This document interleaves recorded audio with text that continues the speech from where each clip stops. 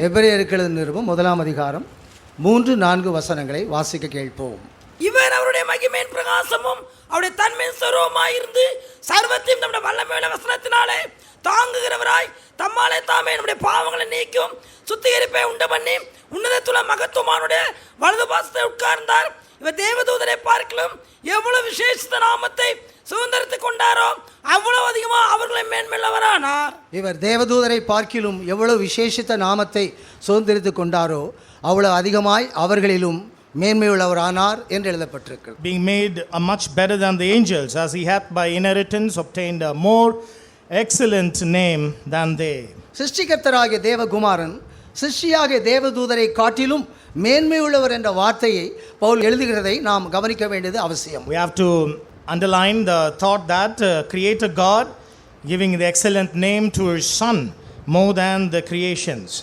எபிரேயர் 3ஆம் அதிகாரம் 3ஆம் வசனத்திலே வீட்டை உண்டு பண்ணினவன் வீட்டிலும் அதிக கனத்துக்குரியவனாக இருக்கிறான் என்று அவர் எழுதுகிறார். Hebrews chapter 3 verse 3, the builder is more honor than the house itself. ஒரு கோடீஸ்வரன் வீட்டை உண்டு பண்ணி இருக்கிறான், ஆனால் அந்த வீட்டை காட்டிலும் அவன் கனத்துக்குரியவன் என்று பவுல் கொண்டு வருகிறார். A millionaire has built a house, but the millionaire is honorable than the house that he has built it. மனிதர் பார்வையிலே அந்த கோடிக்கணக்கான மதிப்புள்ள வீடுகள் தான் மேன்மையாக இருக்கும்.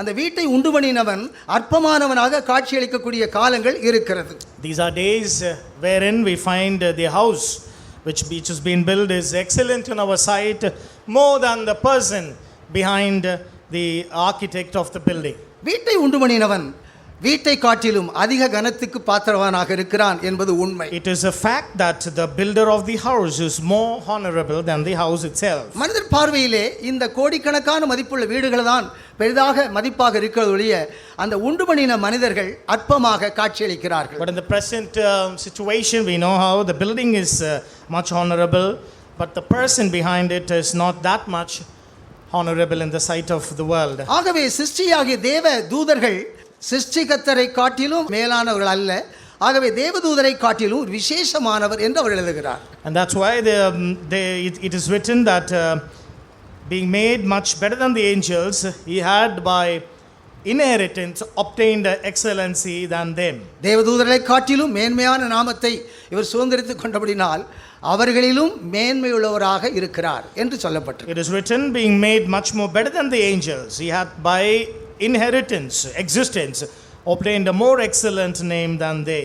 இந்த எபிரேயர் 1ஆம் அதிகாரத்திலே தேவதூதர்கள் என்ற வார்த்தை 6 இடத்திலே சொல்லப்பட்டிருக்கிறது. Hebrews chapter 1, the term angel, the word angel is used in 6 places. 2ஆம் அதிகாரத்திலே தேவதூதர்கள் என்ற வார்த்தை 3 இடத்திலே எழுதப்பட்டிருக்கிறது. Hebrews chapter 2, the word angel is mentioned in 3 places. இந்த 2 அதிகாரங்களிலும் 9 இடங்களிலே தேவதூதர்கள் என்ற வார்த்தையை பவுல் கொண்டு வருவதாக நாம் வேதத்திலே First and 2 chapter together it is 9 in number, the word angels. தேவதூதரை காட்டிலும் ஒரு மேன்மையான நாமத்தை சுதந்திரித்துக் கொண்டார். And he had a better name than the angels, excellent than they. வீட்டை உண்டு பண்ணினவன் வீட்டுக்கு அதிக கனமுடையவராக இருக்கிறானே, அதை நாம் அவனை கனப்படுத்தக்கூடியவளாக இருக்கிறோமா? And the builder of the house is more honorable than the house. Do we give honor to the builder of the house? மனிதர் பார்வையிலே அந்த மனிதனை அற்பமாக எண்ணுகிறோம், அந்த வீட்டை தான் நாம் மேன்மையாக நாம் எண்ணுகிறோம். But in the sight of the human observation, we know the house is sometimes exalted than the person designed behind that. இப்படிப்பட்ட பிரச்சனையிலே மனுக்குலம் சிக்கிக்கொள்ளாதபடி தேவதூதர்களிலும் இவர் மேன்மையான நாமத்தை சுதந்திரித்துக் கொண்டார் என்பதை அவர் வலியுறுத்துகிறார். And therefore the writer of this epistle stresses the point that people may not get into such confusion. Therefore he says that by excellency he had a better name obtained than them by inheritance. ஒரு சிருஷ்டியை காட்டிலும் ஒரு சிருஷ்டிகர்த்தர் மேன்மையுள்ளவர் என்று எழுத வேண்டிய அவசியம் இல்லை. There is no need for the writer to say that the creator God has excellence than the creation. இன்றைக்கு மனிதன் தாழ்வான அனுபவத்தில் இருக்கிறபடினால் அவைகளை நாம் எச்சரிப்பாக எழுதி அவர்களை சரிப்படுத்த வேண்டியது அவசியமாக இருக்கிறது. Because man has dropped down to a very low estate, therefore we need to warn him and we need to tell him that he is not so by existence. இந்த 1ஆம் அதிகாரம் எபிரேய விசுவாசிகளுக்கு மிகவும் மேன்மையான அதிகாரமாக இருக்கிறது. Chapter 1 to the believers at this letter of Hebrews, it's an excellent chapter indeed. எபிரேய விசுவாசிகளுக்கு இந்த 1ஆம் அதிகாரத்தை ஒரு மேன்மையான அதிகாரமாக பவுல் அவர்களுக்கு எழுதினது மேன்மையாகவே இருக்கிறது. And Paul writing this chapter 1 to the Hebrew believers is excellent in its presentation. இந்த முதலாம் அதிகாரத்தின் விளக்க உரைகளை தொடர்ச்சியாக இரண்டாம் அதிகாரத்திலே அவர்களுக்கு அவர் எழுதுகிறார். Chapter 2 is an exposition of the first chapter of Hebrews. பங்கு பங்காகவும் வகை வகையாகவும் தீர்க்கதரிசி மூலமாக பிதாக்களுக்கு திருவுளம் பற்றின தேவன் இந்த கடைசி நாட்களிலே குமாரன் மூலமாக நமக்கு திருவுளம் பற்றினார். God, who at sundry times and in diverse manners spake in time past unto the fathers by the prophets, hath in these last days spoken unto us by his Son. இவரை சகலத்துக்கும் சுதந்திரவாளியாக ஏற்படுத்தினார். இவரை கொண்டு உலகங்களை உண்டாக்கினார். Whom he hath appointed heir of all things, by whom also he made the worlds. இந்த மூன்றாம் வசனத்திலே அவருடைய மகிமையின் பிரகாசமும் அவருடைய தன்மையின் சொரூபமாக இருந்து சகலத்தையும் தம்முடைய வல்லமையுள்ள வசனத்திலே தாங்குகிறவராய் தம்மாலாய் தாமே பாவ மன்னிப்பின் மீட்பை உண்டு பண்ணி சுத்திகரிப்பை உண்டு பண்ணி உன்னதமானவருடைய மகத்துவமுள்ள வலது வாரசத்திலே உட்கார்ந்தார். Verse 3 says, who being the brightness of his glory, express image of his person, upholding all things by the word of his power, who hath by himself purged our sins, sat upon the right hand of God on high. இந்த மூன்றாம் வசனம் என்பது இங்கு தேவன் தம்முடைய திட்டத்தை நிறைவேற்றி சவால் விட்ட அனுபவமாக இருக்கிறது. Again verse 3, the fulfillment of God's purpose challenged towards the enemy. இந்த குமாரன் அவருடைய மகிமையின் பிரகாசமும் அவருடைய தன்மையின் சுரூபமாக இருக்கிறார். Now we have to consider the Son is the brightness of his glory, express image of his very person. இது தேவனுடைய ரெண்டு பக்கங்களை நமக்கு வெளிப்படுத்துகிறது. And these reveal unto us the two sides of God. இவர் அவருடைய மகிமையின் பிரகாசமும் அவருடைய தன்மையின் சொரூபமாக இருக்கிறார். The Son of God, who is the brightness of his glory, express image of his very person. பொதுவாக இந்த மகிமையின் பிரகாசம் என்பது வெளிப்படையாக நாம் காணக்கூடிய ஒரு அனுபவம். Generally speaking, brightness of the glory is an outward expression. மகிமையின் பிரகாசம் என்று சொன்னால் என்ன? What is the brightness of his glory? 2 கொரிந்தியர் 3 கடைசியிலே ஆவியாயிருக்கிற கர்த்தர் மூலமாக அந்த சாயலில் தாமே மகிமைக்கு மேல் மகிமை இழந்து மறுரூபத்தை பெற்றுக்கொள்வோம். In 2 Corinthians chapter 3 last verses, by the Spirit the Lord, from glory to glory we are transformed into his image. இந்த சாயல் என்பது உள்ளான ஒரு பகுதியிலே பவுல் அதை கொண்டு வருகிறார். Image is spoken as in the inner being. தேவனுடைய சாயல் என்பதை உள்பக்கத்திலே அவர் எழுதுகிறார். The image, Paul writes it as something which is inside of man. எபேசியர் 4 அதிகாரம் 23 வசனத்திலே தேவனுடைய சாயல் என்று சொல்லோட பகுதியை நாம் தரித்துக் கொள்கிறோம் என்று சொல்லப்பட்டிருக்கு. In 4:23 of the epistle of Ephesians, he says that we are clothed, we are put on with the image of the new creation. தேவனுடைய சாயலை நாம் தரித்திருக்கிறோம் என்பது உள்பக்கத்தில் தான் அதை எழுதுகிறார். But we have to understand, putting on the image of God, it's all about the inner, putting in the inner man. கொலோசியர் 3:10 நம்மை சிருஷ்டித்துடைய சாயலுக்கொப்பாக பூரண அறிவை அடையும்படியாக புதிதாக்கப்பட்ட புதிய மனுஷனை தரித்துக் கொள்வதும் உள்ளான பகுதியில் தான் அவர் கொண்டு வருகிறார். Back again in Colossians chapter 3 verse 10, putting on the new man, which is renewed after the image of him who created and the knowledge of him, is again speaking about the inner man. அவருடைய தன்மையின் சொரூபம் என்பது வெளிப்படையாக காட்சியளிக்கிறது போல இருக்கிறது. Express image of his person, it may seem to be outward in nature. தன்மையின் சொரூபம் என்பது வடிவம். Express image is the design or the outward form. 48ஆம் சங்கீதத்திலே வடதிசையில் சியோன் பர்வதம் வடிவமான ஸ்தானம். 48th Psalm, the Zion which is in the northern part is a beautiful, excellent city. வடிவம் என்பது ஆங்கிலத்தில் பியூட்டிஃபுல். ஒவ்வொரு பகுதியும் அழகாக இருக்கிறது. Each and every part is beautiful to behold. கண் வடிவமாக இருக்கிறது. The eye is beautiful. காது, வாய், மூக்கெல்லாம் நல்ல வடிவமாக இருக்கிறது. Ears and nose and mouth is all beautiful. தலை முதல் பாத வரைக்கும் ஒவ்வொரு பகுதியும் நல்ல வடிவமாக காட்சியளிக்கிறது. Head to the toe, every member of the body is beautiful to behold. இவர் அவருடைய மகிமையின் பிரகாசமும் அவருடைய தன்மையின் சொரூபமாக இருக்கிறார். He, the Son, being the brightness of his glory and the express image of his very person. இந்த சின்ன பையன் வெளிப்படையாகவும் அந்த தகப்பனை போல இருக்கிறான். எல்லா பக்கத்திலும் அந்த தகப்பனாகவே இருக்கிறார். Outward, inward, in both ways, the little boy, he resembles, seems to respond to his father. அவருடைய மகிமையின் பிரகாசமும் அவருடைய தன்மையின் சொரூபமாக இருக்கிறார். Brightness of his glory, express image of his very person. இது மனிதனுடைய வாழ்க்கையிலே நம்முடைய ரூபத்திலும் நம்முடைய சாயலிலும் வந்தார் என்று பிலிப்பியர் 2ஆம் அதிகாரத்திலே பவுல் எழுதுகிறார். Philippians chapter 2, Paul writes to the Philippians that when he was incarnated, he came in our image, in our likeness. தேவனுடைய ரூபத்திலும் தேவனுடைய சாயலிலும் இருந்தவர் இன்றைக்கு மனித ரூபத்திலும் மனித சாயலிலும் வந்திருக்கிறார். God was in the brightness of his glory, express image of his person, but he has taken the form of a human to be in our image and in our likeness. இந்த மனித ரூபம் மனித சாயலில் தான் நாம் சரியாக அதை புரிந்து கொள்ள முடியும். So now we have to understand this in the human likeness and human form. மனித ரூபம் என்று சொன்னால் என்ன? What is human likeness? நாம் அடிமையின் ரூபமாக இருக்கிறோம். We are in the form of a servant. ஆகவேதான் மனித ரூபம் என்பது அடிமையின் ரூபம் அவர் எடுத்தார் என்று எழுதப்பட்டிருக்கிறது. Form of a servant of a human is the form of a servant. மனித சாயல் என்பது பாவ மாம்ச சாயல். Likeness of man is the likeness of the sinful flesh. வெளிப்படையிலே அதிலே அவர் பாவத்தை ஆக்கினைக்குள்ளாக தீர்க்கும்படியாக பாவ மாம்ச சாயலை எடுத்துக்கொண்டார். So he took the likeness of the sinful flesh that he may condemn sin in the flesh. இந்த பாவ மாம்ச சாயல் இல்லாவிட்டால் நியாயப்பிரமாணத்தை நிறைவேற்ற முடியாது, பாவத்தை தம்முடைய மாம்சத்திலே ஆக்கினைக்குள்ளாக தீர்க்க முடியாது. The likeness of the sinful flesh, if he had not taken, he could not have condemned sin in the flesh and declared us to be righteous. அவர் நம்முடைய ரூபத்திலும் நம்முடைய சாயலிலும் வந்ததை நாம் தெளிவாக நாம் விளங்கிக் கொள்கிறோம். We can very clearly understand when we say God came in our likeness and in our form. மனித சாயலிலும் மனித ரூபத்திலும் அவர் வெளிப்பட்டார். He manifested in the form of man and in the likeness of man. தேவ ரூபம் தேவ சாயல் என்பது அவருடைய மகிமையின் பிரகாசம் அவருடைய தன்மையின் சொரூபமாக இருக்கிறது. But the brightness of his glory, the excellence of his image, that's something of the God word.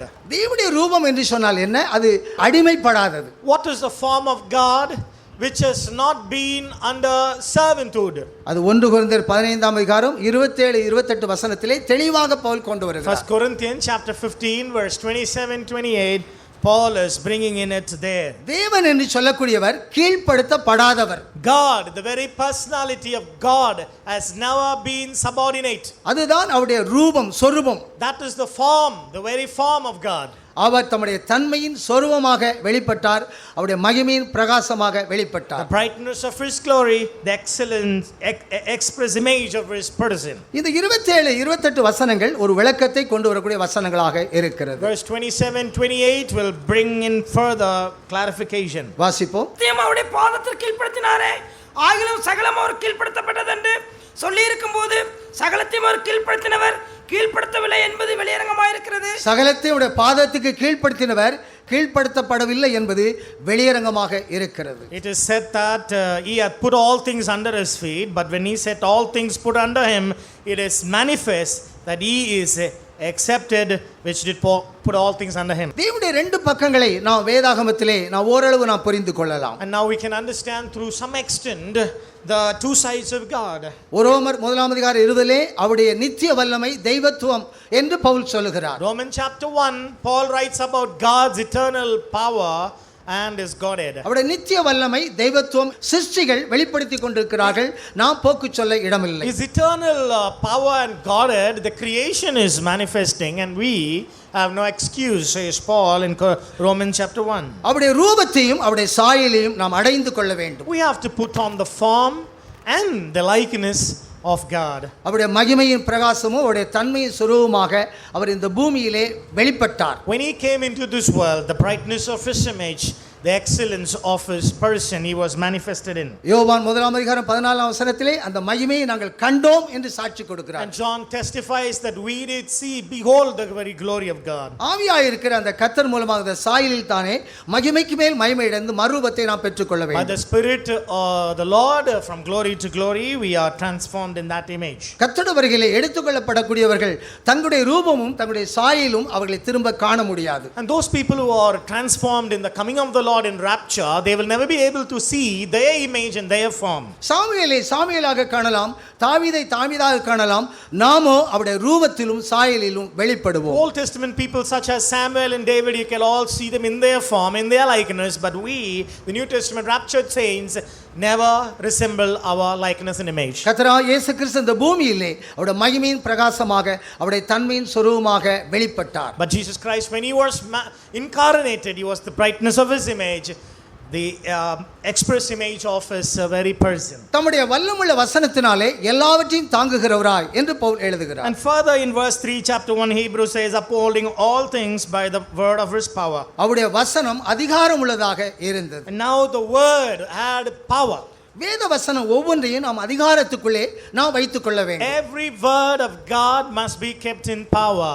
அவருடைய வார்த்தைகள் அதிகாரமுள்ள வார்த்தைகளாக இருந்ததாக வேதத்திலே நாம் காண்கிறோம். We can see through the word of God. Every word of God was powerful indeed. பாவம் அறியாத பாவம் இல்லாத வாழ்க்கை தான் அந்த அதிகாரத்துக்கு காரணம். A life of sinlessness, a life which has knew no sin, that's the reason for such a power in the word. தேவனுடைய வார்த்தையை அதிகாரமாக பேசும்படியாக பாவம் அறியாத பாவம் இல்லாத வாழ்க்கை நமக்கு வேண்டும். In order to present, to preach the word of God in power and in authority, we need to know no sin and commit no sin. அவர் தம்முடைய வல்லமுள்ள வசனத்தினால் எல்லாவற்றையும் தாங்கக்கூடியவராக இருந்தார். Verse 3, upholding all things by the word of his power. தம்மாலே தாமே பாவ மன்னிப்பின் சுத்திகரிப்பை உண்டு பண்ணி வைத்திருக்கிறார். Had by himself purged our sins. ஈசோப்பினாலே என்னை சுத்திகரியும் என்று சொல்கிறார். And there a saint prayed like this, cleanse me by thy hyssop. தாவீது ஈசோப்பினாலே என்னை சுத்திகரி என்று சொல்கிறார். அர்த்தம் என்ன? What does it mean when David prayed, cleanse me with thy hyssop? ஒரு கம்பெனி ஒரு சோப்பை நமக்கு தயார் பண்ணி வைத்திருக்கிறது, நாம் அதை வைத்து சுத்திகரித்துக் கொள்ளலாம். Which means that a company has produced a soap and we can buy it, purchase it and wash it by cleansing. அதுபோல தம்மாலே தாமே பாவ மன்னிப்பின் சுத்திகரிப்பை உண்டு பண்ணி வைத்திருக்கிறார். Had by himself purged our sins means this is the meaning of it. அந்த ஈசோப்பினாலே நாம் நம்மை சுத்திகரித்துக் கொள்ளலாம், பரிசுத்தமாக்கிக் கொள்ளலாம், பூரணமாக்கிக் கொள்ளலாம். And by that hyssop which he has purged, we can cleanse, we can sanctify, we can set apart. தம்மாலே தாமே பாவ மன்னிப்பின் சுத்திகரித்தை உண்டு பண்ணி வைத்து விட்டார். Had by himself purged our sins and kept it aside. இந்த வேலைகளெல்லாம் முடித்து உன்னதமானுடைய மகத்துவம் உள்ள வலது பார்சத்திலே உட்கார்ந்தார். Sat down on the right hand of the majesty on high, having completed all things. தேவனுடைய ரூபத்தையும் அவருடைய சாயலையும் இந்த பூமியிலே வெளிப்படுத்தி விட்டாரே. Having revealed the brightness of his image and the express image of his person. தம்மாலே தாமே ஒரு பாவ மன்னிப்பின் சுத்திகரிப்பை உண்டு பண்ணி முடித்து போய்விட்டார். Had by himself purged our redemption of our sins and he is gone, sat in the majesty. உன்னதமானவருடைய மகத்துவமுள்ள வலது பார்சத்திலே உட்கார்ந்தார். Sat down on the right hand of majesty.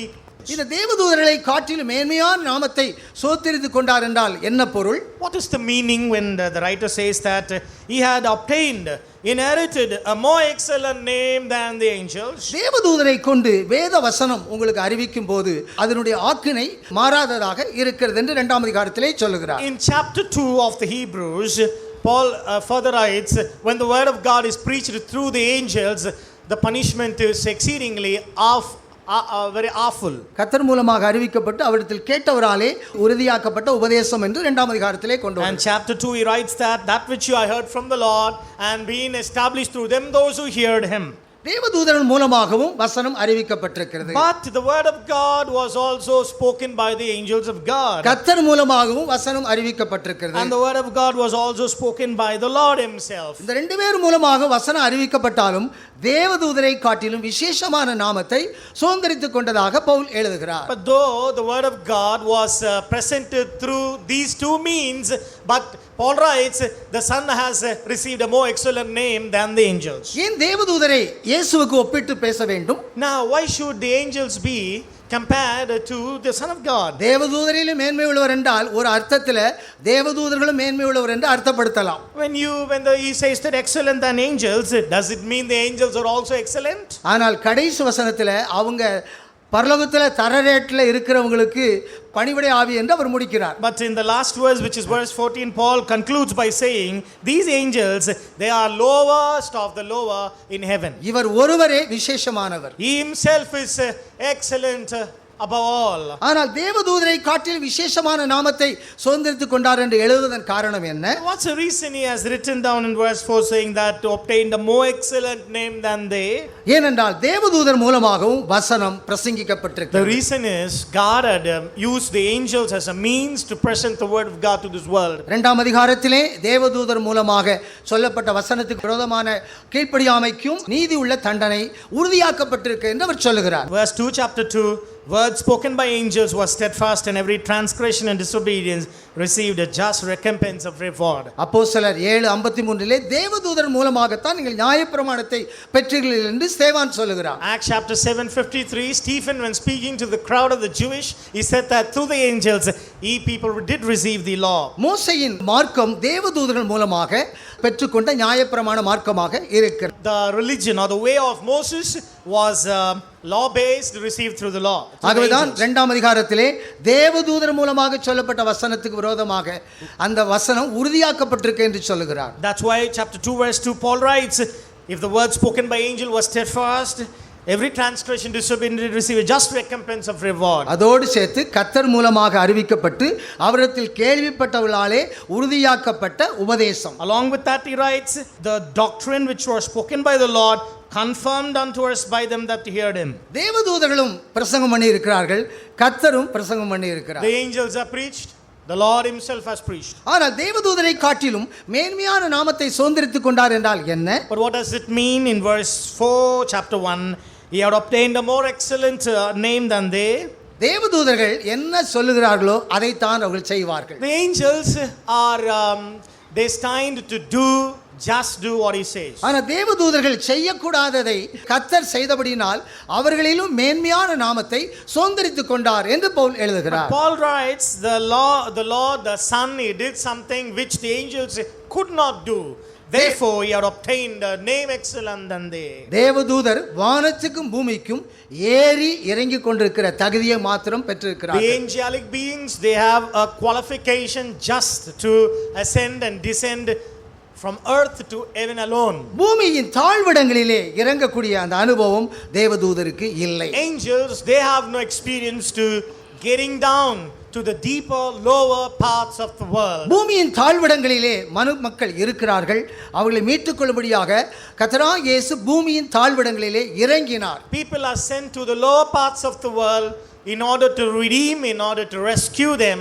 Jesus Christ had descended deep down to the lower parts of the தேவதூதர் world. இருக்கக்கூடிய வானத்துக்கு மேலாக அவர் ஏறினார். Not only that, Jesus Christ ascended far above the places angels could ever reach. இந்த வானத்துக்கும் பூமிக்கும் தேவதூதர்கள் ஏணியிலே ஏறுகிறதும் இறங்குறதுமான ஒரு காட்சியை ஆதியாகமம் 28 யாக்கோபு காண்கிறார். Genesis chapter 28, Jacob saw a vision, ladder wherein the angels ascended and descended from earth to heaven alone. தேவதூதர்கள் இந்த வானத்துக்கும் பூமிக்கும் ஏறி இறங்கக்கூடிய அனுபவம் மாத்திரம் The இருக்கிறது. angelic beings, they have an experience just to ascend and descend within the scope of heaven and earth alone. பூமிக்கின் கீழே தாழ்வடங்களிலும் இறங்கவில்லை, வானத்துக்கு மேலே மேலிடத்திலும் அவர்கள் போக They முடியவில்லை. were not able to go deep down to the lower parts of the world, neither were they able to ascend far above the realms of the heavens. ஆகவேதான் தேவதூதரை காட்டிலும் மேன்மையான நாமத்தை சுதந்தரித்துக் கொண்டார், தேவதூதரிலும் மேன்மையானார் என்று எழுதுகிறார். Which is why he writes, he had obtained a name more excellent than the angels. தேவதூதர்களுக்கு என்ன கட்டளை கொடுத்தாரோ அதைத்தான் அவர்கள் செய்வார்கள். And angels, whatever the Lord commands, they have to complete it. தேவதூதர்களுக்கு அந்த அதிகாரம் தேவன் மூலமாக கொடுக்கப்பட்டதை தான் செய்ய முடியும். And the authority is ascribed by the Lord, and they cannot go beyond the ascribed power. வலு சர்ப்பத்தை பாதாளத்துக்குள் அடைத்து கட்டக்கூடிய வேலையை அவர்கள் செய்வார்கள். And they are going to do in the future the work of binding the dragon in the lower parts of the world. வலு சர்ப்பத்தை வானத்திலிருந்து கீழே தள்ளுவார்கள். And they will also cast down the dragon from the heavenly realm to the earth. ஆனால் பாதாளத்துக்குள்ளே போய் பாதாளத்தையும் மரணத்தையும் மேற்கொள்ளக்கூடிய அனுபவங்கள் தேவதூதருக்கு இல்லை. But angels don't have power or authority to go to the lower parts of the world, conquer, overcome death and hell over there. இறங்கினவரே எல்லா வானத்துக்கு மேலாக ஏறினார். The one who has descended is the very one who has ascended to far above all. பூமியின் தாழ்விடங்களிலே இறங்கினார் என்று பவுல் சொல்கிறார். Paul says he had been to the lower parts of the world. எபேசியர் 4ஆம் அதிகாரத்திலே இறங்கினவரே எல்லா வானத்துக்கு மேலாக ஏறினார், அவர் பூமியின் தாழ்விடங்களிலே இறங்கினார். Ephesians chapter 4 Paul writes, the one who had descended had ascended to far above the world. இதுதான் தேவதூதரை காட்டிலும் மேன்மையான நாமத்தை சுதந்தரித்துக் கொண்டபடினால் அவர்களிலும் மேன்மையுள்ளவரானார் என்று அவர் எழுதுகிறார். These are the reasons why he writes he had obtained a name more excellent than they. தேவதூதை காட்டிலும் கர்த்தராகிய இயேசு கிறிஸ்து மேன்மையுள்ளவர் என்பதற்கு இதுதான் காரணம். These are the reasons how and why Jesus Christ is excellent than the angels. மனுக்குலம் அங்கு பாதாளத்திலே செல்கிறார்கள். அவர்களை மீட்டுக்கொள்ளக்கூடிய அனுபவங்கள் இயேசுவுக்கு தான் இருக்கிறது. Mankind is slipping into the lower parts of the world. Only Jesus has the authority to rescue and redeem them. ஆகவேதான் எல்லா வானத்துக்கு மேலாக ஏறக்கூடிய ஒரு பாக்கியம் மனுக்குலத்துக்கு Which இருக்கிறது. is the reason why the mankind is granted by the Lord privilege to go far above all heavens. பாதாளத்திலே உயர்ந்த பாதாளத்திலே அவர்கள் இருக்கிறார்கள். சிறைப்பட்டவர்களை சிறையாக்கி உன்னதத்துக்கு ஏறினார் என்று பவுல் எழுதுகிறார். And Paul writes further, in the lower parts of the world, they are in the upper realm, having redeemed them, rescued them, liberated them, he has gone to the higher parts of the எல்லா world. வானங்களுக்கு மேலாக தேவன் இருக்கிறார். அந்த வலது பாரசத்தில் அவர் உட்கார்ந்தார். Far above all heavens, seated in the right arm of the glory. Pavul மூன்றாம் வானத்துக்கு நான் போறேன் என்று அவர் சொல்லுகிறார். And Paul testifies, I have been to the third heaven. இவர் தேவதூதரிலும் மேலான நாமத்தை சுதந்தரித்துக் கொண்டபடினால் நாமும் அந்த மேலான இடத்துக்கு போகக்கூடிய பாக்கியத்தை தேவன் நமக்கு தந்திருக்கிறார். Because Jesus Christ has obtained a more excellent name, we who believe him to have the privilege to go far above all heavens. பிலிப்பியர் 2ஆம் அதிகாரத்திலே தம்மைத்தாம் வெறுமையாக்கி அடிமை முறையெடுத்து மனுஷ சாயலிருந்து கீழ்ப்படிந்து தம்மைத்தாமே தாழ்த்தியதினால் பிதாவாகிய தேவன் எல்லாவற்றுக்கும் மேலாக அவரை உயர்த்தினார், மேலான நாமத்தை கொடுத்தார் என்று எழுதப்பட்டிருக்கிறது. Philippians chapter 2, it is written about him that he humbled himself, made himself the form of a servant of no reputation, to the cross, humbled himself to the cross of the death of the cross. And therefore God had given him a name above all names. தேவதூதருக்கு மேலான நாமம் அவருக்கு இருக்கிறது. அவர் பிதாவின் வலது பாரசத்திலே உட்கார்ந்தார். He has a name more excellent than the angels, having seated on the right arm of glory. இந்த தேவதூதர்கள் அவர் உலகத்திலே பிரவேசிக்கும் போது எல்லாரும் பணிந்து கொள்ள கடவர்கள் என்ற கட்டளை பெற்றார்கள். When this son was brought into the world, all of the angels received a command that they bow before the son. எபிரேயர் 1ஆம் அதிகாரம் 6ஆம் வசனத்தில் முதற் பேனானவர் உலகத்தில் பிரவேசிக்கும் போது தேவதூதர்கள் எல்லாரும் அவரை பணிந்து கொள்ள கடவர்கள் என்ற கட்டளை பிறப்பிக்கப்பட்டதாக சொல்லுகிறார். Hebrew chapter 1 verse 6, again when he bringeth in the firstborn into the world, he said, let all the angels of God worship him. இயேசு கிறிஸ்து இந்த பூமியிலே மனிதனாக பிறக்கும்போது எல்லா தேவதூதர்களும் வந்து இந்த பூமியிலே பணிந்து கொண்ட காட்சியை லூக்கா 2ஆம் அதிகாரத்திலே நாம் காண்கிறோம். Luke chapter 2, when Jesus was incarnated to be born as a human, we know how all the angels came and revered and worshipped him. 33ஆம் சங்கீதத்திலே அவர் சொல்லாகவும் ஒரு கட்டளையிட நிற்கும் என்று எழுதப்பட்டிருக்கு. In Psalm 33, his word shall come to pass, his command shall stand still. முதற் பேரானவர் பூமியில் பிரவேசித்த போது எல்லா தூதர்களும் போய் பணிந்து கொள்ள வேண்டிய கட்டளையின்படி எல்லாமே பணிந்து கொண்டார்கள். When he bringeth the firstborn into the world according to the command, let all the angels of God worship him. Accordingly, these angels worshipped him. இப்போது அவருடைய தூதர்களை காற்றாகவும் அவருடைய ஊழியர்களை அக்கினி ஜுவாலையாக மாற்றுகிறார். Now he maketh his angels spirits, his ministers flame of fire. தேவதூதர்கள் செய்ய முடியாத ஊழியத்தை மனிதர்களாகிய நாம் செய்யக்கூடிய பாக்கியம் நமக்கு இருக்கிறது. The ministry, the work which angels cannot do, we humans, God has given privilege to do. இதுதான் தேவதூதரிலும் மேலான நாமத்தை சுதந்தரித்துக் கொண்ட விளக்கம். These are the interpretation or exposition of he getting a name more far excellent than they. அவர்கள் காற்றுகளாகவும் நம்மை அக்கினி ஜுவாலையாக்குகிறார். And he made them spirits, he makes us flame of fire. தேவதூதர்களுக்கும் ஊழியம் இருக்கிறது, ஆனால் நம்மை அக்கினி ஜுவாலையான ஒரு ஊழியத்திலே வைத்திருக்கிறார். Angels have ministrations, we have ministration, but we are flame of fire. தேவதூதரை காட்டிலும் மேலான ஊழியம் மனிதர்களாகிய நமக்கு தான் இருக்கிறது. God has granted us a better, excellent ministration than the angels. அதனுடைய காரணம் கர்த்தராகிய இயேசு கிறிஸ்து இந்த பூமியிலே வந்து அவர் கற்றுக்கொண்ட மெல்கிசேதேக்கின் கீழ்ப்படிதலாக இருக்கிறது. And the reason behind this excellency is the obedience that Jesus Christ learned through the order of Melchizedek. தூதரிலும் மேன்மையான ஊழியத்தை மனுக்குலத்திலே நம் ஒவ்வொருவருக்கும் தந்திருக்கிறார். And God to the human beings has given a ministration excellent than the angels. தேவதூதரிலும் மேலான நாமத்தை அவர் சுதந்தரித்துக் கொண்டபடினால் நம் ஒவ்வொருவருக்கும் அவர்களை காட்டிலும் மேலான ஊழியம் நமக்குரியது. He had obtained a more excellent name than the angels, therefore we have a more excellent ministration than the angels. கர்த்தராகிய இயேசு கிறிஸ்து மெல்கிசேதேக்கின் முறைமையின் கீழ்ப்படுதலை கற்றுக்கொண்டபடியினால் இந்த ஊழியத்தை ஒரு மேன்மையான ஊழியமாக தேவன் நமக்கு The தந்திருக்கிறார். Lord Jesus Christ, in his manifestation as a Son of Man, he learned obedience through the doctrine of the order of Melchizedek, which is why he has given us this ministration. தேவதூதர்கள் தேவனுடைய எல்லா வார்த்தைகளுக்கும் கீழ்ப்படியக்கூடியவர்கள். The angels of God, they would obey to every command of the Lord. ஆனால் கர்த்தராகிய இயேசு இந்த பூமியிலே அவர் வந்து மெல்கிசேதேக்கின் கீழ்ப்படுதலை கற்றுக்கொண்டபடியினால் இந்த மேலான ஊழியம் நமக்கு கொடுக்கப்பட்டிருக்கிறது. But I repeat, he has given us this excellent ministration because of his obedience according to the order of Melchizedek. அவர் குமாரனாய் இருந்தும் பட்ட பாடுகளினாலே கீழ்ப்படுதலை கற்றுக்கொண்டபடியினால் மெல்கிசேதேக்கின் முறைமையின் பிரதான ஆசாரியன் என நாமம் தரிக்கப்பட்டார் என்று எபிரேயர் 5 பவுல் எழுதுகிறார். Hebrew chapter 5, Paul writes, though he being a son, he learned obedience through the order of Melchizedek. God has given him a title more than that of the angels. இந்த மெல்கிசேதேக்கின் கீழ்ப்படுதல் என்று சொன்னால் என்ன? Now, what is the obedience of the order of தன்னுடைய Melchizedek? சொந்த குமாரனை தன்னுடைய கரத்திலே அவன் பலியாக்க வேண்டும். Which is his very son, he has to offer sacrifice in his own hands. Abraham எல்லா காரியங்களுக்கு கீழ்ப்படிந்தாலும் தன்னுடைய குமாரனை தன்னுடைய கரத்திலே பலி செலுத்த வேண்டும் என்ற கீழ்ப்படுதல் மெல்கிசேதேக்கின் கீழ்ப்படுதலாக இருக்கிறது. Obedience was manifested in the life of Abraham in all forms, but when God said that he had to sacrifice his son according to the order of Melchizedek. தேவகுமாரனை பரிசுத்த ஆவியானவரே பலியாக்க வேண்டும். The Son of God, the Holy Spirit himself has to offer sacrifice. என்னென்ன செய்ய வேண்டுமோ எல்லாவற்றையும் ஆவியானவர் மெல்கிசேதேக்கின் ஆசாரியன் தான் அதை செய்கிறார். The priest, after the order of Melchizedek, the Holy Spirit, whatever he has to do in the sacrifice of his son, he has to perform it. சிலுவையிலே அவரை பலியாக்கினது அனைத்தும் ஆசாரியனே.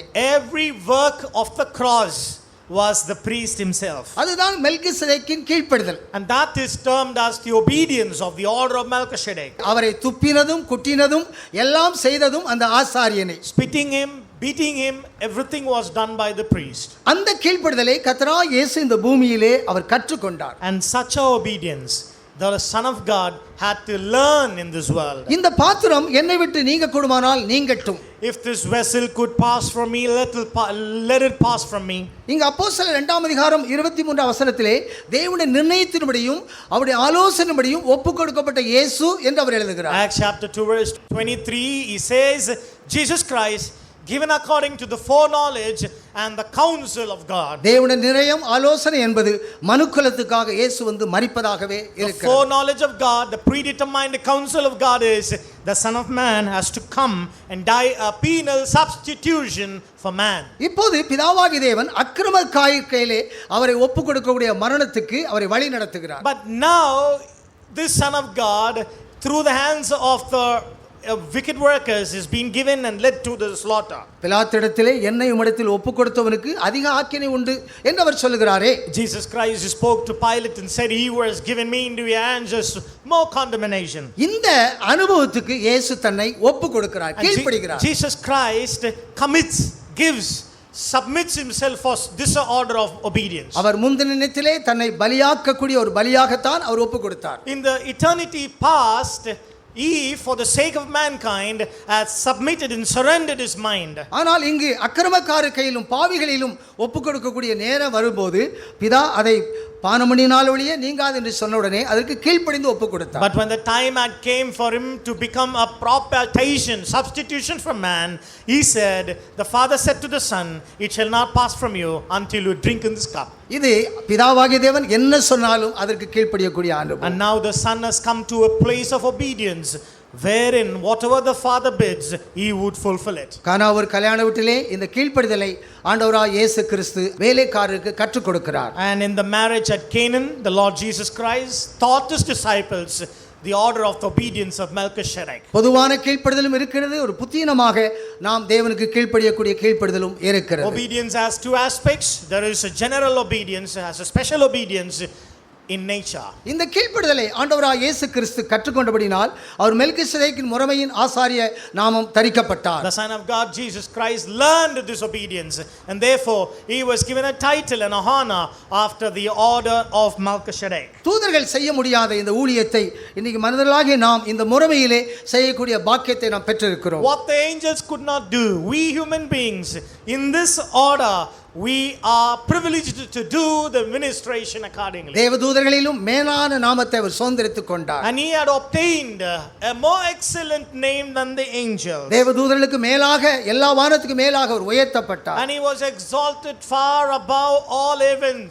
பூமியின் தாழ்விடங்களிலே அவர் இறங்கினார். And he went lower, deep down to the lower parts of the world. தம்மை தாம் தாழ்த்தினது மட்டுமல்ல, மற்றவர்களால் அவர் தாழ்த்தப்பட்டார். He not only humbled himself, but he was humiliated by others as well. குமாரனாகிய பொதுவான கீழ்ப்படிதல் மட்டுமல்ல, மெல்கிசேதேக்கின் புத்தீனமான கீழ்ப்படிதலை அவர் கற்றுக்கொண்டார். The general obedience of a son not only he manifest, but also the special obedience of the order of Melchizedek he had learned. தேவதூதர்கள் காற்றாகவும் அவருடைய ஊழியர்கள் அக்கினி ஜுவாலையாக்குகிறார். And by this God had made the angel spirit, his ministers, flames of fire. அதுதான் எல்லா வானத்துக்கு மேலாக அவர் வலதுபார்சலில் உட்கார்ந்தார் என்ற வார்த்தையாக And இருக்கிறது. which is the meaning, sat down on the right hand of the majesty on high. தம்மாலே தாமே பாவ மன்னிப்பின் சுத்திகரிப்பை உண்டு பண்ணி அவர் உன்னதமானுடைய மகத்துவம் உள்ள வலது பார்சத்திலே உட்கார்ந்தார். Had by himself purged our sins, sat down on the right hand of the majesty on high. இந்த 7ஆம் வசனத்துக்கு பின்பு 8ஆம் வசனத்திலிருந்து 12ஆம் வசனம் முடிய 45ஆம் சங்கீதத்தையும் 102ஆம் சங்கீதத்தையும் அப்படியே பவுல் அதை கொண்டு வருகிறார். From verse 8 to verse 12, Psalm 45, Psalm 102 is being connected here. 5 வசனத்தை அப்படியே இந்த அதிகாரத்தில் fix பண்ணிக்கிட்டார் Pavul. 5 verses Paul has made a cut and paste here. 45ஆம் சங்கீதம் 6-7 உள்ள வசனத்தை அப்படியே இந்த எபிரேயர் 1:8-9 அவர் எழுதுகிறார். 45, Psalm 45, 6 and 7 is cut down and pasted as 8 and 9 in Hebrew chapter 1. 102ஆம் சங்கீதம் 25, 26, 27 வசனங்களை அப்படியே எடுத்து 10, 11, 12 வசனங்களாக எழுதுகிறார். Psalm 102 verse 25, 26 is cut and pasted as verse 10, 11 and 12.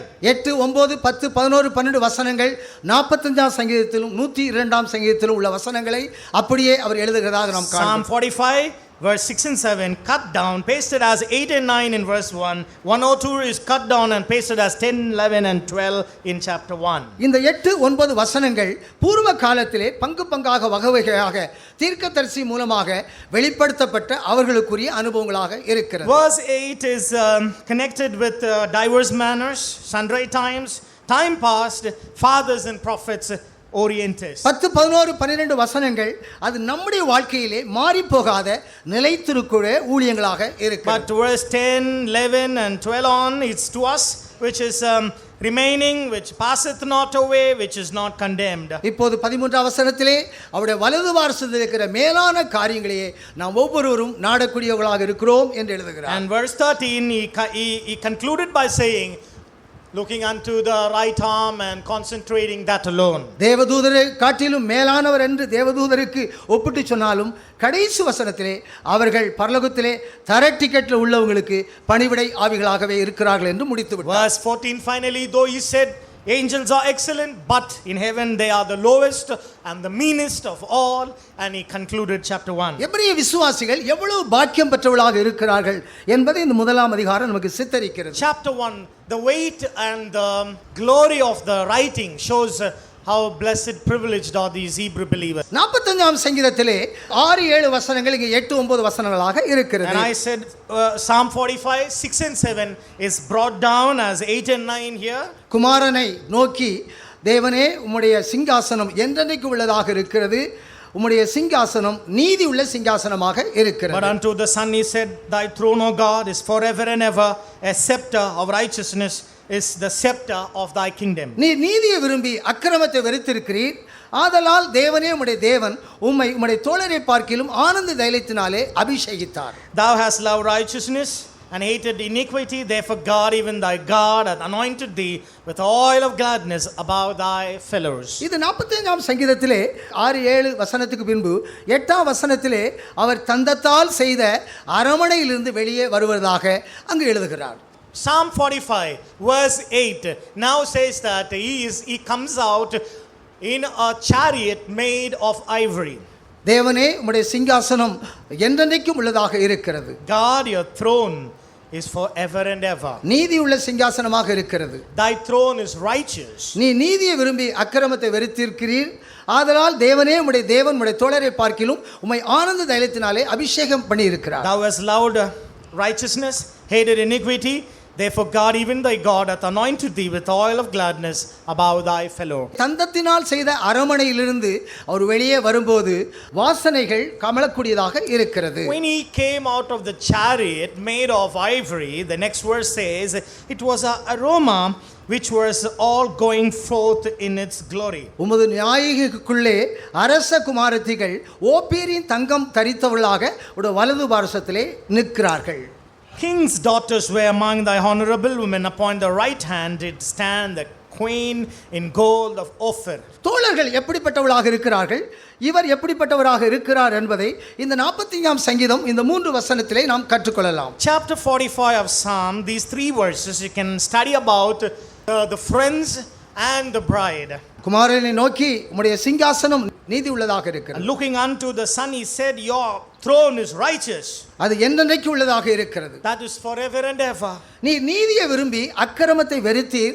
ஆதலால் தேவனே உம்முடைய தேவன் உம்முடைய தோழரை பார்க்கிலும் உம்முடைய ஆனந்த தைலத்தினாலே அபிஷேகித்திருக்கிறார். Thou hast loved righteousness, hated iniquity. Therefore God, even thy God, hath anointed thee with oil of gladness above thy fellows. அவருடைய தோழர்கள் என்பது பங்கு பங்காகவும் வகை வகையாகவும் தீர்க்கதரிசி மூலமாக பிதாக்களுக்கு திருவுளம் பற்றின தேவன். Who are these fellows? They are them those God in sundry times, in diverse manners, time past, spoke unto the fathers and by the prophets. இவர்கள் பிதாக்கள் என்ற வார்த்தை எழுதப்பட்டிருக்கிறது. But you have to note the term fathers. ஆனால் இப்போது நம்ம பிள்ளைகள் என்ற காலத்திலே நாம் இருக்கிறோம். We are in the time period which is called children. நம்முடைய பிதாக்கள் எப்படிப்பட்டவர்களாக இருந்தார்கள், பிள்ளைகளாகி நாம் எப்படிப்பட்டவர்களாக இருக்கிறோம் என்பது இந்த 45ஆம் சங்கீதத்திலே கவனிக்கக்கூடிய விஷயம். And Psalm 45, you have to note down the nature of the fathers and the nature of the children. இந்த 45ஆம் சங்கீதம் கடைசி வசனத்திலே உம்முடைய பிதாக்களுக்கு பதிலாக உம்முடைய பிள்ளைகள் இருப்பார்கள். Instead of thy fathers shall be thy children. பிதாக்களுக்கு அந்த பாக்கியம் கிடைக்கவில்லை, ஆனால் பிள்ளைகளாகி நமக்கு அந்த பாக்கியம் கிடைத்திருக்கிறது. The blessed privilege was not given to the fathers, but it was given to the children. ஏனென்றால் அவர்கள் பிதாக்கள் காலத்தில் தீர்க்கதரிசி மூலமாக பங்கு பங்காக வகை வகையாக வெளிப்படுத்தப்பட்ட விஷயம். It's because sundry times, diverse manners, spake he to the fathers by the prophets. அவர்கள் தோழர்கள் என்று அழைக்கப்படுகிறார்கள். They are called fellows of God. நம்முடைய பிதாக்கள் என்று சொல்லக்கூடியவர்கள் யார்? Who are our fathers? எலியாவும் ஏனோக்கும், எலியாவும் மோசேயும், எலியாவும் யோவான் ஸ்நானகனும் என்ற ஒரு பிணைப்பு. This is a combination of Elijah with Enoch, Moses and John the Baptist. இவர்கள் பிதாக்கள் என்ற இடத்திலே முக்கியத்துவம் பெற்றவர்கள். And these are all attained primary status of the father. எலியா இந்த ஏனோக்கோடும், இந்த எலியா இந்த மோசேயோடும், இந்த எலியா தான் இந்த யோவான் ஸ்நானகன் என்ற பிணைப்பு இருக்கிறது. Elijah has a connection with Enoch, Moses and John the Baptist. இந்த தோழர்கள் ஆனந்த தைலத்தின் அபிஷேகம் இல்லாதவர்கள். And these fellows, they do not have the oil of gladness upon them. பாடுகளுக்கு பயந்தாங்கொள்ளிகள், பயந்தவர்கள். They were all trembling for suffering. ஆனால் இவர் நீதியை விரும்பி அக்கிரமத்தை வெறுத்தபடியினால் தோழரை பார்க்கிலும் ஆனந்த தைலத்தின் அபிஷேகம் இவருக்கு கொடுக்கப்பட்டது. But the son, he has loved righteousness, hated iniquity, therefore he was anointed with the oil of gladness above the fellow. இந்த நீதியை விரும்பி அக்கிரமத்தை வெறுத்தது என்பது தேவனுடைய சித்தத்தை இவர் விரும்பினதாக இருக்கிறது. Loving righteousness, hating iniquity is he loved the will of God in his life. அக்கிரம செய்காரே என்னை விட்டு அகன்று போங்கள். Workers of iniquity, get away from me. நீங்கள் பிதாவின் சித்தத்தின்படி செயல்படவில்லை. You have not worked after the will of the Father. என் நாமத்திலே அநேக கிரியைகளை செய்தீர்கள், அவைகள் அக்கிரம செய்கைகள். You did many works in my name, but they are all works of iniquity. இந்த நீதி என்பது தேவ சித்தத்தோடு சம்பந்தப்பட்ட வார்த்தை. Righteousness is a term which is related to the will of God. நீதி என்பது தேவ சித்தம், அக்கிரமம் என்பது தேவ சித்தத்துக்கு விரோதமான காரியம். Righteousness is will of God, iniquity is something contrary against the will of God. 2 தீமோத்தேயு 4:6-7-8 வசனங்களிலே நல்ல போராட்டத்தை போராடினேன், ஓட்டத்தை முடித்தேன், விசுவாசத்தை காத்துக்கொண்டேன், நீதியின் கிரீடம் எனக்காக வைக்கப்பட்டிருக்கிறது. 2 Timothy chapter 4 verse 6 on, it is said, I fought a good fight, I ran a good race, and a crown of righteousness is awaiting for me. இந்த நல்ல போராட்டம் என்பது சொந்த நீதியோடு போராடி தேவ நீதியை பெற்றுக்கொள்ளக்கூடிய போராட்டம். Good fight mean fighting against our own righteousness for the righteousness of God. ஓட்டத்தை தேவ சித்தத்தை செய்து முடித்தேன், விசுவாசத்தை காத்துக்கொண்டேன், நீதியின் கிரீடம் எனக்கு வைக்கப்பட்டிருக்கிறது. Ran a good race, finished the race, righteous crown is laid for me. இது நீதியை விரும்பி அக்கிரமத்தை வெறுத்த ஆனந்த தைலத்தின் அபிஷேகத்தின் அனுபவம். These are all experiences unfolding by loving righteousness, hating iniquity, being anointed with the oil of gladness. இந்த தோழர்கள் இந்த அனுபவத்தை பெற்றுக்கொள்ள முடியாத ஒரு அனுபவத்திலே இருந்தார்கள். All these fellows, they were not able to receive or be elevated to this lofty state. அன்பில் பிரமாணம் இல்லாத காலத்திலே பாடுபட முடியாத நிலவரத்திலே அவர்கள் தத்தளித்தார்கள். They were in a dispensation wherein there was no love and could not suffer for the sake of the Lord. அனைவருமே மரண பயம் உள்ளவர்கள். Every fellow had a fear of death in them. எலியா வல்லமையான காரியங்களை செய்தாலும் யேசபேலுக்கு அவன் பயந்து ஓடினான். Elijah was a mighty miracle worker, but he was running far from Jezebel. யோவான் சாகன் கண்டிப்பாக பேசக்கூடியவனாக இருந்தாலும் சிறைச்சாலையிலே அசைந்து விட்டான். நீர்தானா வேற யாரா என்று அவன் கேட்டுவிட்டான். John the Baptist was a righteous preacher, but in the prison he was like a reed shaken up and he could not sustain. இந்த தோழர்கள் தேவ சித்தம் செய்ய முடியாதபடி அவர்கள் சொந்த விருப்பத்தில் தான் அவர்கள் செய்யக்கூடிய ஒரு இடத்திலே இருந்தார். All these fellows, they were not able to do the will of God, but they completed and ended in their own will. இவர் நீதியை விரும்பி அக்கிரமத்தை வெறுத்தபடினால் தோழரை காட்டிலும் தேவன் இவரை ஆனந்த தைலத்தினாலே அபிஷேகித்திருக்கிறார். But he loved righteousness, hated iniquity, therefore God hath anointed him with oil of gladness above thy fellows. இவர்கள் தான் பிதாக்கள் என்று சொல்லப்பட்டிருக்கிறது. And these fellows are termed in verse 1 as fathers. 45ஆம் சங்கீதத்திலே பிதாக்களுக்கு பதிலாக அவருடைய குமாரர்கள் அந்த ஸ்தானத்திலே இருப்பார்கள். Psalm 45 verse 16, instead of thy father shall be thy children. இப்போது நாம் பிள்ளைகளாக குமாரராக நாம் மேலான இடத்திலே நாம் இருக்கிறோம். And now we are his children, we are his sons in a better and a lofty place. நம்முடைய சிங்காசனம் மாறாத சிங்காசனமாய் இருக்கிறது. Our throne is an unchanging throne. அவர்கள் மாறி போகக்கூடிய ஊழியத்தை பெற்றுக்கொண்டார்கள். இவரோ ஒரு மாறாத ஊழியத்தை பெற்றிருக்கிறார். They received a changing ministration, but he has received a ministration which changes not. ஆகவேதான் இந்த 45ஆம் சங்கீதம் 8ஆம் வசனத்திலே தந்தத்தால் செய்த அரமனையிலிருந்து வரும்போது வாசனை கமழுகிறது. Which is why Psalm 45 verse 8, ivory palaces whereby have made thee glad. நாயகிக்குள்ளே அரச குமாரத்திகள் ஓப்பேரின் தங்கம் அணிந்தவளாக அவருடைய வலது பார்சத்திலே நிற்கிறாள். King's daughters arrayed with gold of Ophir, they stand in the palaces. இந்த ஓப்பேரின் தங்கம் என்பது விலையேறப்பெற்ற ஒரு அனுபவத்தை The வெளிப்படுத்தும். gold of Ophir means a very precious experience. 1 ராஜாக்களின் புத்தகம் 22ஆம் அதிகாரம் 48 இந்த ஓப்பேருக்கு தங்கத்துக்கு யோசபாத் கப்பலை அனுப்பினது உடைந்து போனதாக எழுதப்பட்டிருக்கிறது. 22:48 of 1 Kings, Jehoshaphat had sent a ship to fetch gold of Ophir, but that was destroyed. யோசபாத்துக்கு ஐஸ்வர்யம் மிகுந்திருந்தது. Jehoshaphat was a man with riches, ஆனால் ஓப்பேருக்கு தங்கத்துக்கு கப்பலை அனுப்பினான், அது உடைந்து போயிற்று. but he had sent a ship to fetch gold from Ophir, but that was destroyed. யோபின் புத்தகம் 28ஆம் அதிகாரத்திலே ஓப்பீரின் தங்கத்தை பற்றி யோபு எழுதுகிறார். And Job too mentions in chapter 28 about the gold of Ophir. தேவனுடைய ஞானத்துக்கும் புத்திக்கும் இந்த ஓப்பீரின் தங்கம் ஈடாகாது. The gold of Ophir shall not be compared to the wisdom and discretion of the Lord. ராஜகுமாரத்தி ஓப்பீரின் தங்கம் அணிந்தவளா அவருடைய வலது பார்சல் நிற்பது அவருடைய ஞானம், அவருடைய அறிவு, புத்தி எல்லாம் நிறைந்த ஒரு அனுபவமாக இருக்கிறது. King's daughter arrayed in gold of Ophir, standing in the right hand, mean they have the knowledge, the discretion, clothed and placed with God. தேவகுமாரன் பிதாவின் வலது பார்சலே நிற்பது மாத்திரமல்ல, அவர் தந்தத்தால் அரமனையிலிருந்து வெளியே வரும்போது ராஜகுமாரத்தி அவருடைய வலது பார்சத்திலே ஓப்பீரின் தங்கம் அணிந்தவளாய் The நிற்கிறார். Son of God sat down on the right hand of the Majesty on high. Not only that, but his very bride, king's daughters, they stand by his right side, being clothed with the gold of Ophir. இதனுடைய விளக்கம் என்ன? What is the interpretation for this? இவர் ஆனந்த தைலத்தினாலே அபிஷேகம் பண்ணினதினால் சிலுவையை அவர் எளிதாக சகித்தார். Because he was anointed with the oil of gladness, he endured the cross with joy. தமக்கு முன் வைத்திருக்கிற சந்தோஷத்தை அவர் கண்டார். And he saw the joy which was kept before him. ஆனால் தோழரை பார்க்கிலும் ஆனந்த தைலத்தினால் அபிஷேகம் அவர் கொடுத்தது சிலுவையை சகிக்கும்படியாகவே. But God had given him anointing of oil of gladness, which is to endure the cross with joy.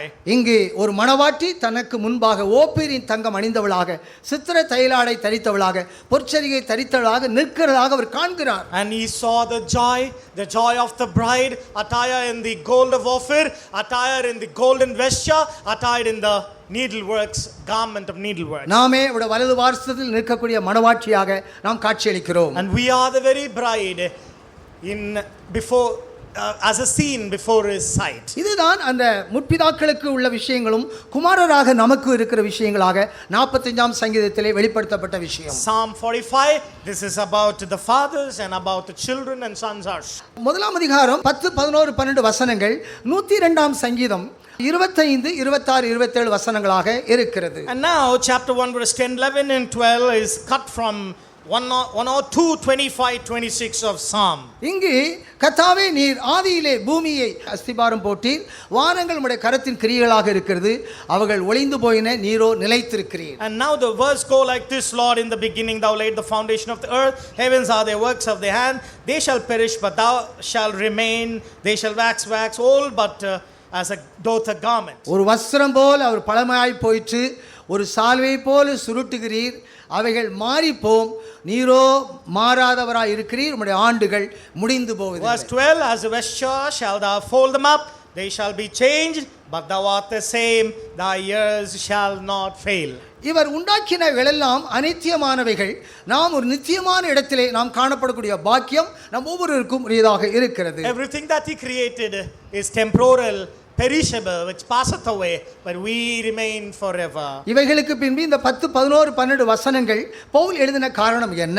Why do Paul brings 10, 11, 12 from Psalms? அவருடைய வலது பார்சத்திலே நிற்கக்கூடிய பாக்கியம் பெற்றுக்கொள்ளக்கூடிய நாம் அவருடைய வலது பார்சத்தையே நாடக்கூடியவர்களாக இருக்க வேண்டும். We who have the privilege, the blessing to be in the right arm of the Son of God must look at the right arm, gaze it at constantly. 45ஆம் சங்கீதத்திலே ஒரு மணவாட்டி வலது பார்சத்தில் நிற்கிறதுனால ஆனந்த தைலத்தின் அபிஷேகத்தினாலே சிலுவையை சகித்தார். Psalm 45 says a bride is placed in the right arm of the Son of God, which is the reason why he endured the cross with joy. அதற்கு பின்பு 10, 11, 12 வசனங்களிலே இந்த 102ஆம் சங்கீதத்தில் சொல்லப்பட்ட 25, 26, 27 வசனத்தை எழுதுவதன் காரணம் என்ன? Now what is the reason he has to bring in Psalm 102, 25, 26, 27 into verse 10, 11 and 12? கர்த்தாவே நீர் ஆதியிலே பூமியை ஸ்தாபித்தீர், வானங்கள் உம்முடைய கிரியைகளாக இருக்கிறது, அவைகள் ஒளிந்து போம், நீர் நிலைத்திருக்கிறீர். Lord, in the beginning laid the foundation of the earth,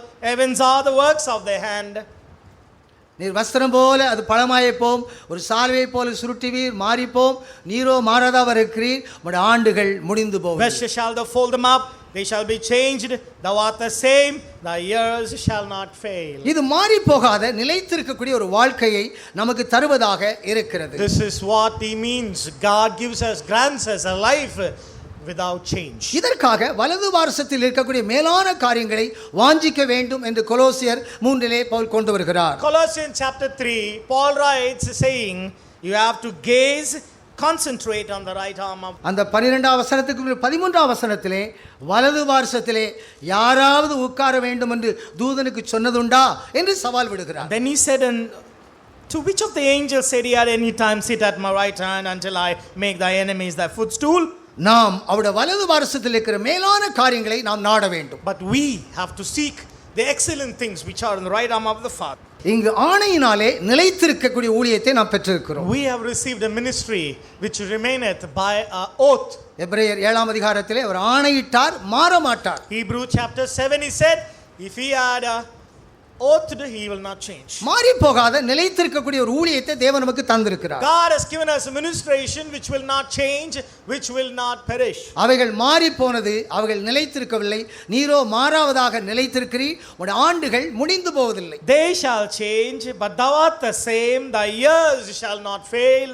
இவைகள் அநித்தியமானவைகள், நித்தியமானவைகளை நாட வேண்டும் என்பது பிதாவின் வலது பாரிசம். The right arm of the Father mean all these temporal things will pass away, but he never changes. புதிய ஏற்பாட்டிலே ஆண்டவராகிய இயேசு கிறிஸ்து இதை தன்னுடைய வாழ்க்கையிலே நிறைவேற்றுவதற்கு முன்பாகவே 110ஆம் சங்கீதத்திலே தாவீதுக்கு தூர வெளிச்சமாக இருக்கிறது. Before Jesus Christ could live it out and fulfill it, Psalm 110, it was a fast found light in the life of David. கர்த்தராகிய இயேசு கிறிஸ்து பிதாவின் வலது பார்சத்திலே உட்காரக்கூடிய இந்த காட்சியை தூர தரிசனத்திலே தாவீது காண்கிறார். In the foresight, in the far sight, David had seen Jesus Christ seated on the right arm of the glory. அந்த 110ஆம் சங்கீதம் முதல் 4 வசனங்கள் அவருடைய பராக்கிரமத்தின் நாளிலே நடக்கக்கூடிய காரியங்கள். Psalm 110, all the first 4 verses are going to happen on the day of his power. அந்த நாட்களிலே குழந்தைகள் அல்ல யவன ஜனங்கள் பிறக்கும் என்று சொல்லக்கூடிய அனுபவம்.